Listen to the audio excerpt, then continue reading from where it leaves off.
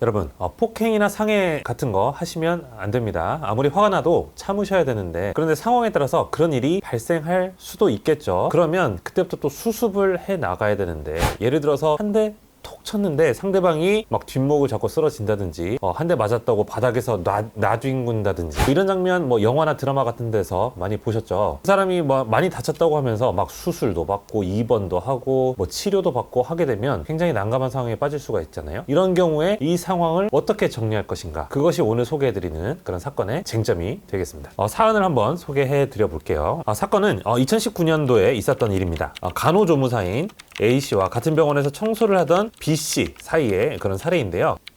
A씨는 환자를 부축해서 복도를 걷고 있었는데요. B씨가 사용하던 청소기 전원선에 걸려서 그 환자가 넘어질 뻔한 거예요. 그리고 A씨는 B씨에게 치매 환자들이 많고 또 거동이 불편한 환자도 많기 때문에 조심하라고 화를 냈고요. 그래서 B씨도 가만히 있지 않고 말다툼이 시작되었습니다. 그러다가 감정이 더욱 격해진 A씨가 팔꿈치와 손으로 B씨를 밀게 되었고요. B씨도 A씨에게 폭행을 가하는 그런 상황이 발생됐는데요. 이때 B씨가 내가 9주간의 치료를 요하는 갈비뼈 골절, 근육 파열 등의 피해를 입혔다고 주장하면서 A씨를 형사 고소해서 이 사건이 문제가 된 그런 상황입니다. 그러니까 이 A씨하고 B씨는 60이 넘으신 그런 어르신들이었어요. 약하신 분들이기는 하죠. 근데 A씨가 B씨를 이렇게 툭 밀고 약간 유형력을 행사했는데 9주간의 갈비뼈 골절, 어깨 상해 이런 것들을 당했다고 말하는 것 자체가 말이 안 되는 그런 상황인데, 근데 문제는 뭐냐면은 경찰 그리고 검찰 이 수사기관 단계에서는 피해자의 말만 믿고 피고인, 그러니까 A씨가 피해자에게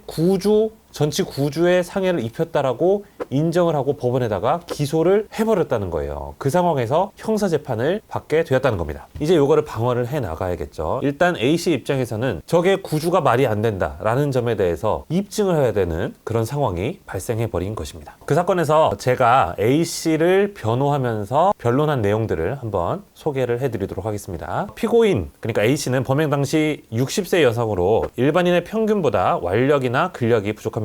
피고인이 위험한 흉기를 쓰거나 주먹을 휘두른 것이 아닌 이상 상대방을 밀친다고 해도 그 강도가 피해자로 하여금 전치 9주의 치료를 요하는 폭행을 한 것이라고 볼 수는 없을 것이다 라는 점을 주장을 했고요. 두 번째는 만일에 정말 피해자 B씨가 9주간의 치료를 요하는 상해를 입게 되었다고 하면은 피해자가 그 당시에 즉시 움직이지 못하는 그런 상황이 되었을 것인데, 당시 상황을 촬영한 그런 CCTV 영상을 보게 되면 A씨와 B씨가 물리적 다툼을 한 직후에도 B씨는 아무런 통증 없이 다시 청소기를 집어서 청소를 하는 그런 모습을 보이거든요. 또 콘센트를 정리하기도 했고요. 그러니까 이런 모습을 봤을 때 9주간의 그런 치료를 요하는 그런 상해를 입었다는 것은 말이 안 된다라는 점을 주장을 했습니다. 그리고 피해자 B씨가 경찰 조사 당시에는 A씨가 주먹으로 자신의 오른쪽 어깨를 3회 때리고 또 왼손으로 오른쪽 어깨를 2번 때렸다는 그런 진술을 했다가, 한 달 뒤에 신문 과정에서는 피고인이 주먹으로 왼쪽 어깨를 3번 때리고 다시 주먹으로 왼쪽 어깨를 2번 때렸다라는 그런 상황이 맞지 않는 모순되는 그런 진술을 하였고요. 실제로 피해자가 약 9주간의 치료를 요하는 상해를 입었다라고 하게 되면은 자신의 어깨 골절이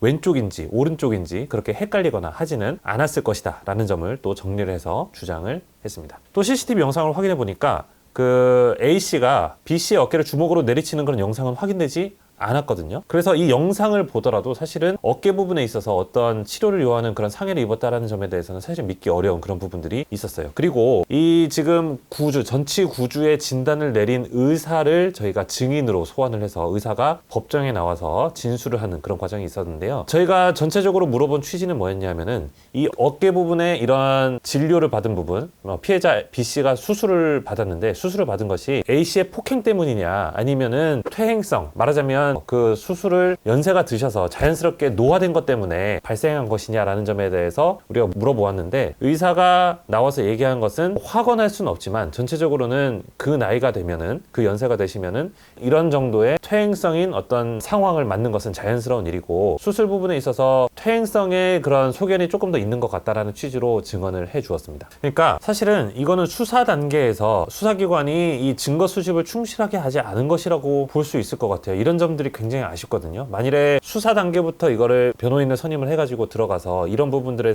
대해서 지적을 했으면 경찰, 검찰에서 굉장히 압박감을 느끼고 좀 더 철저히 조사를 했을 텐데 그런 과정 없이 그냥 사건을 전치 구주로 해가지고 기소를 해버린 거예요. 이런 상황 자체가 발생하면 안 되겠지만 어쨌든 감정이 격해져서 서로 간의 몸싸움이 이루어지게 됐다면 나의 책임 부분에 있어서 내 책임보다 더 과대한 그런 처벌을 받으면 안 되는 거잖아요. 그래서 상대방이 본인의 피해 내용을 과대평가해가지고 주장을 하고 있다면 그 부분에 대해서 이런 점에 비추어서 봤을 때 그 주장은 맞지 않다라는 점을 명확히 가려내는 그런 작업이 꼭 필요합니다. 그렇게 해야지만 내 형사 책임도 줄일 수가 있는 거고요. 전치 구주다라고 하면은 뭐 벌금 정도로 끝나지 않을 가능성도 있는 거거든요. 그래서 내 형사 책임도 줄이고 또 그것에 따라서 부수하는 민사 책임, 손해배상 책임도 굉장히 그 폭이 크게 왔다 갔다 할 수 있는 그런 부분이기 때문에 그런 과정에 있어서 노력을 하셔서 부당한 그런 결과를 맞는 일이 없도록 하시기를 권해드리겠습니다.